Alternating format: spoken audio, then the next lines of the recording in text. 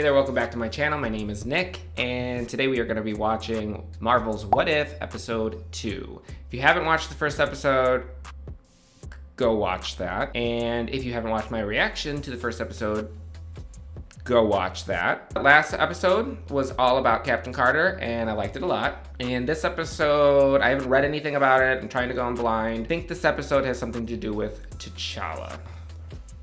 Chadwick Boseman. Before we get into that, make sure to like, subscribe, and ring the bell so that you can get notifications when I upload a new video. And without further ado, let's get into episode 2 of Marvel's What If.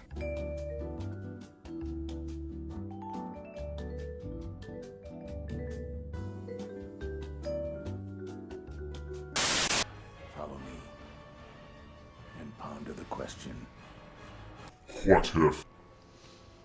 But in a multiverse of infinite possibility, is your destiny determined? Is that Quill? Alright, so we got Star-Lord.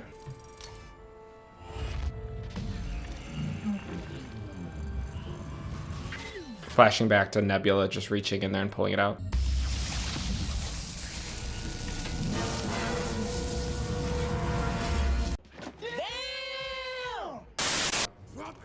Drop it now! Who are you? Identify yourself! Who, me? I am just an ordinary junker. It's Chadwick. Oh, Star-Lord! I'm a huge fan of your work. Hey, stop! Show some respect! This is Star-Lord, legendary outlaw. Steals from the I love how just no one in any universe seems to respect Peter.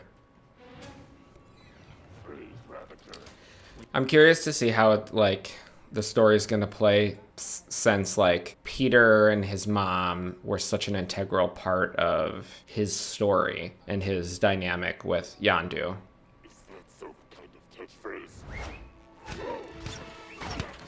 There's Yondu.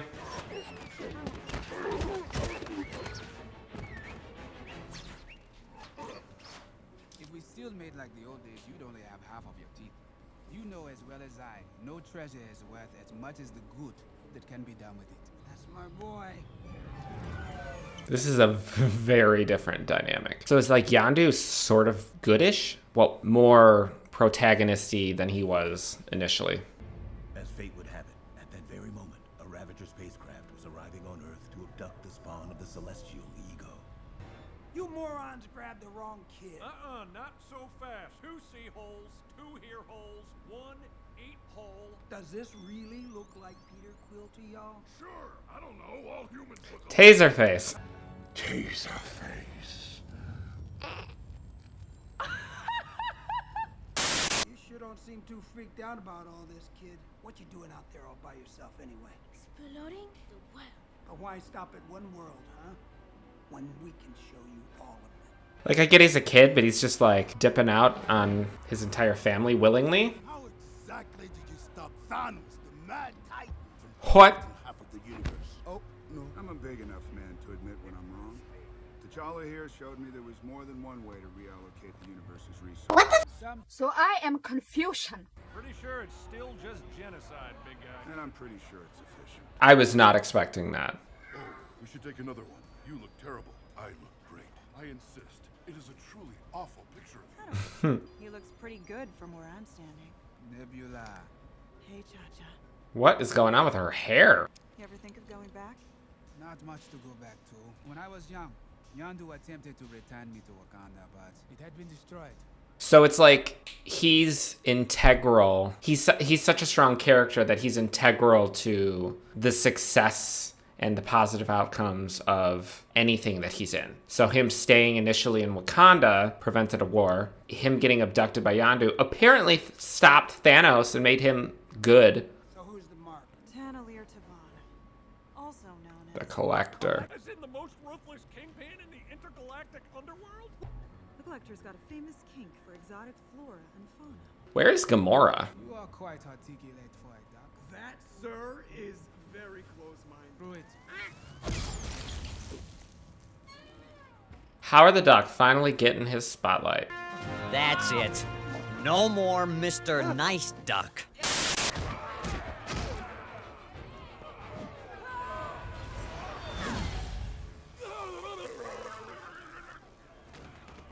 I'm not sure how I feel about Thanos being so, like, weakly cheapened. Or cheaply weakened.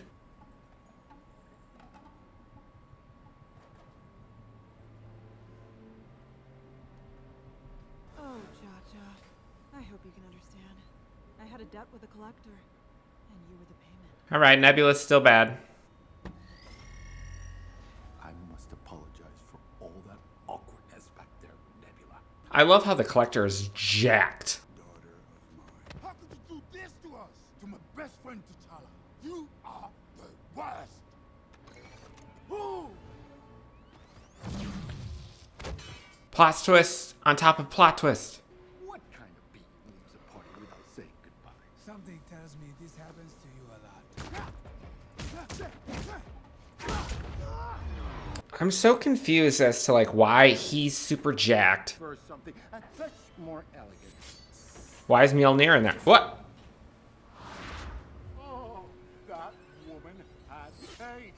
So in this universe, he's killed Thor, Captain America, and Hela. What? Get to the ship. Are you crazy? You'll never take them yourself. Not crazy. Mad. But I'm sorry, he's Thanos. Why does he seem so like underpowered?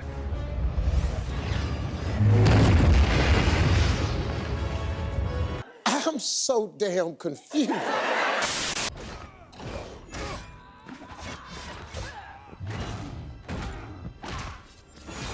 I mean, it's Thanos, so I can't really feel like bad that he's getting the shit kicked out of him because it's Thanos. But like, why is he so weak? That was pretty hardcore. Karina, can I have my bracelet now? No touching, Karina. No. Oh, karma. Oh, karma.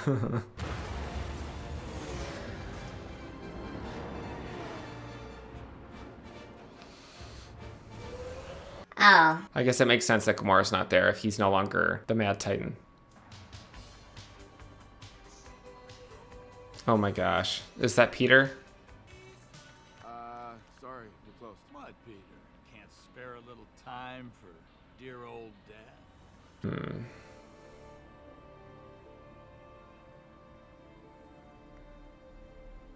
Well, shit, now I'm gonna cry. Alright, so that was episode 2 of What If. So here's the things that I did like. I personally found it to be a little bit more engaging and fun than the first episode. I liked the inclusion of the Guardians, and I thought that the concept of the story of T'Challa being the one who was abducted to be really, really interesting. Nebula had hair, which was odd. I know initially I was confused as to where Gamora was, but it makes sense if Thanos wasn't, you know, wiping out half of Earth, or half of different planets, that he would never have gone to Gamora's planet, which means that Gamora is either alive and happy on her planet, or what he was saying was happening to her planet initially, where people were starving and stuff like that. I mean, her situation might be even more right now, who knows. Thanos, I know I said I'm gonna go into the positives, but this is, I can't get this out of my head. I don't understand why Thanos seemed so underpowered. Now maybe it's just a lot of his strength came from his quest to get all the Infinity Stones and all the people and planets that he had to conquer. Maybe that's where he got his strength from.